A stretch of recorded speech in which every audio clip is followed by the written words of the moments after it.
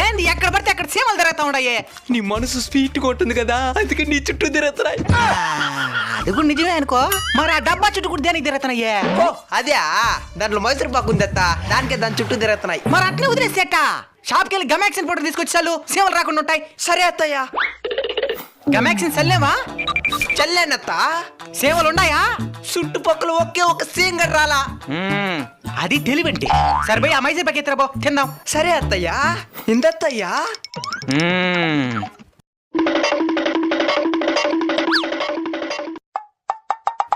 ఏంటిది గమాక్సిన్ తిన్నట్టున్నదే? నువ్వే కదా స్వీట్ పైన గమ్మెక్షన్ చల్లమన్నావు. పైన చల్లావా?